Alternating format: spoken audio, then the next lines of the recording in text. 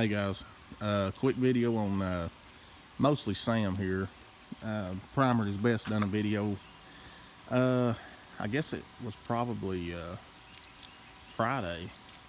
Him and Mrs. PIB had rode down, and I had these two trucks sitting in the front yard. I figured he'd want to do a video, and he was kind of comparing the 87 last year's square body to the first year of the OBS here, wanting everybody's opinions on which one you'd rather have and yada yada yada. So I had been working on Sam. It wouldn't start for Primer's Best for whatever reason. Don't really know, but he brought it to me. I put a distributor in it.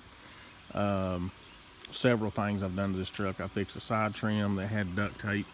We had to tape some plastic over the back window. I had to get all the duct tape and stuff off. And we put a distributor in it. Another master cylinder. I've bled the brakes several times. Brakes. I don't know if I said Blake's. If I did, sorry, it's a little early. I just woke up. I don't remember what all, but we've done a lot to this truck. I've touched pretty much everything on it. So anyway, when they come over, he was doing the video, and I heard him start it, and it sounded like it died. And I had made mention of it to Mrs. PIB. She was sitting there with me, and I thought, my goodness, there's no way. I mean, the truck has started with me every time without fail, no issues whatsoever. The only thing I can figure that happened was maybe the idle air control valve had shut the air off to the throttle body. You know, and these throttle bodies are sitting there stationary. The flaps are just, you know, they're flat, they're closed. So the idle air control valve lets air into the throttle body while you're not in the gas. So if that thing shut off, then it would probably do that, because I watched his video. It's not been listed yet. And he would start it and it just shut off. He had to give it gas, which in return gave it air. So I'm satisfied that's what happened. Also, I took probably well over an hour cleaning this truck up yesterday, and then look at it now. It rained. I didn't even know it was supposed to rain. So that's the way it goes. I'll hit it with a towel later. I threw some polish on them wheels yesterday, so that done me a lot of good. But I'll dry it off and try to keep it from spotting up. I'm gonna let y'all start this thing with me this morning. I'm not gonna touch the gas. Should not have to touch the gas. It's fuel injection. But I don't know. Force air conditioner's on. Cut it off. I don't know. I don't know what this thing's problem is with Primer's Best. Evidently there's some kind of weird energy there between the two of them. But like I said, the truck, it starts every time for me without fail. Again, maybe it was just kind of this throttle body. It's old technology. They do quirky little things sometimes.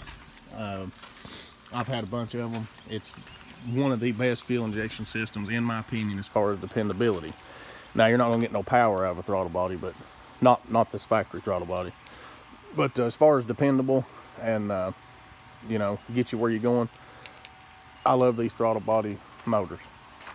But like I said, there's a lot of little sensors and stuff on them, and they're a little quirky sometimes. So I'm just gonna chalk it off to coincidental.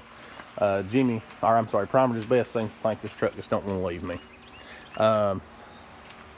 He needs to take it home and wash it and talk to it real nice, and maybe it'll move on from me and on to him. Here's my 87. Haven't really done much to it other than drive it. Really like this truck. That's another thing that Primer's Best was talking about, was just how lowering one and putting wheels on it just completely changes them. Completely changes other people's opinions on them too. When I see one of these old trucks, I can sort of see the potential in it. And when I seen this one, I seen this. This is exactly what I seen when I looked at this truck. A lot of people, they don't see that. They can't really picture in their head what something can look like. They just look at it for what it is in that moment. So I couldn't hardly get any interest in this thing at all at the rod run. Now, of course, it was set in stock. It's a long bed. I know that hurts them a little bit, but to me, I'd rather have them. It's just my preference. But anyways, I put side trim on it, the wheel well moldings, the wheels and tires, ball joints, of course, the front air dam, these parking lights, tail lights. Still got to get exhaust put on it. Still got to get the rear sport bumper. Several things. I'm going to do a few things to the interior as well. I know Angie Dixon just got her a new shop, so try to see if she can get, I know she stays behind, but if I can ever catch her not busy, maybe I can have her do the door panels in the seat and all that stuff. But we'll see. We'll see how that goes. Maybe I'll just leave it alone. Here's the 83. I actually came out here and started this truck yesterday. The old carburetor ain't right on it. I finished throwing this stuff in it. This is an old seat cover that PIB'S Best gave me. It's a little dirty and dingy, but it matches the truck. Kind of goes with it. That new dash pad, not a fan of it, of course, but it's there. It's not busted. It's got new carpet. Needs this window regulator. It's gone, but PIB'S Best has got one. I just got to go up there and get it. There's the original hood for the truck.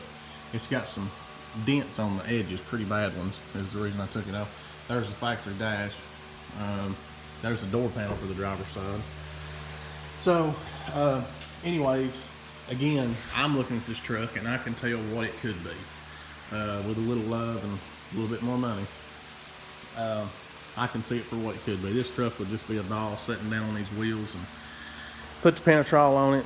It would be a fun little old truck. Or, you know, it's got some rust. It's got a little place here in the cab corner on each side.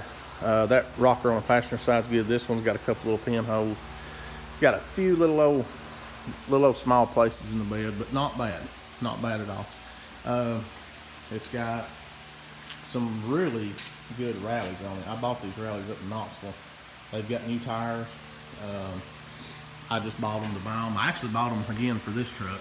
I was just going to have this as just sort of my run around work truck, and you know, things change.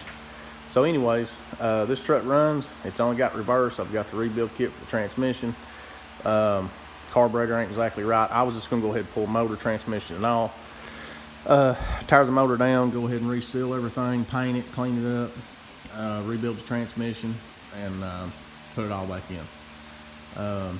Just don't have time right now. I've got so many things going on, stuff around the house. I've got a van for Tim Dixon. He wants a motor put in. I think PIB'S Best is still wanting a motor put in Billy James, which Billy James would not take long. I could, that truck's, it's all there. It's already a small block. I could probably have it in and out in a day.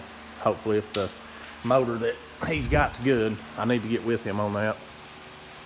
But anyways, just wanted to show y'all that Sam really is a good truck. It just for some reason has issue with PIB'S Best right now, but he's supposed to go over and pick his thing up today. I believe it's ready. I've drove it all over the place, and it's kind of been my little A to B here, going to town and up to Roane County and stuff. It's done just fine with me. So I don't know. We'll just have to see how it acts with PIB'S Best this time. I hate something that you can't trust, and I know Jimmy don't exactly trust this truck, but I believe he can. I mean, I do. I'd get in it and go anywhere right now. Like I said, it's an old truck. It's an 88 model. It's 34 years old, knocking on 35. It's an old truck. And like I said, it's old technology, so they're a little quirky sometimes. But as far as breaking down somewhere, what it was doing to him the other day, I don't believe that's going to leave him stranded. It's weird because, like I said, it won't do it with me. Like I said, the only thing I can figure, idle air control valve probably shut the air off to the motor. It's a cheap idle air control valve. I'm sure it was off Rock Auto. I don't remember where I got that, or maybe he might have got it from AutoZone. I don't know. And they're probably all the same. How many places are still making idle air control valves for old Chevrolet trucks? You know, there can't be that many. So anyways, y'all have a good one. I just wanted to more or less do this video for PIB'S Best. We get kind of a kick out of this stuff, and it's just kind of a joke that the truck don't like him. But I believe it will. Like I said, I think it's ready to go. I can't remember what all we've done to it. I've done a little bit of everything.